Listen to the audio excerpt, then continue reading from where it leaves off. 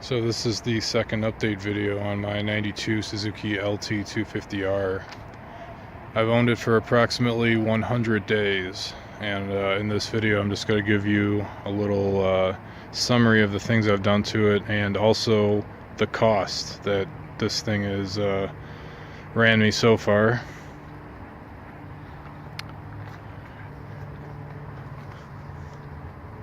So the first thing I did was rebuilding that rear shock. The shock head cost $35. The oil cost about $10. The nitrogen refill cost about $10. I replaced the lower pivot bearing in the shock as well, and the swing arm. That cost about $30. I put new Boys and Pro Series power reeds in there. That cost about $60. I'll show you it in a second, but I bought new plastic for the hood and radiator cover. That cost about $60. Used from someone on a Facebook group. I got a new jet in the carburetor that is a 230. The machine came with a 260 main jet, which was a little bit on the big side.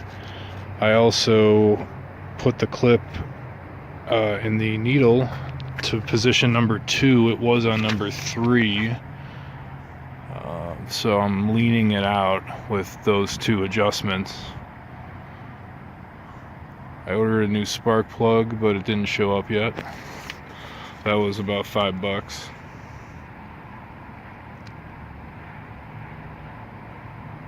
And then the new seat cover was $30. I'll show you that in a second too. So, and the new fluids. I got new coolant and new oil in the crankcase there.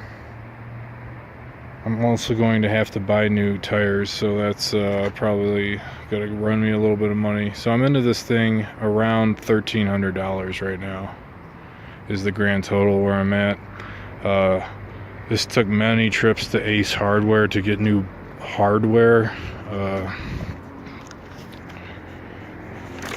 These bolts were bent from the impact. I tried to bend and repaint this headlight housing, but it's pretty bent up. I mean, yeah, see, it's still like crooked like that. It takes a lot to like rebend something like that and make it look like it never got screwed up in the first place. But it's looking a little bit better. I also want to do a twist throttle conversion, and hopefully upgrade the new front shocks in the near future, and I have something up my sleeve for that. So here is some of the extra parts I have in my extra hobby room in the house. I got this new DG style hood and radiator cover.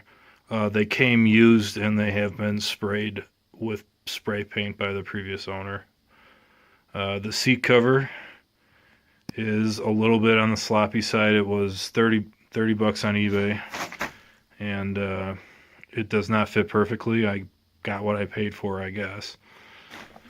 These shocks were an impulse buy, and they don't fit exactly correctly.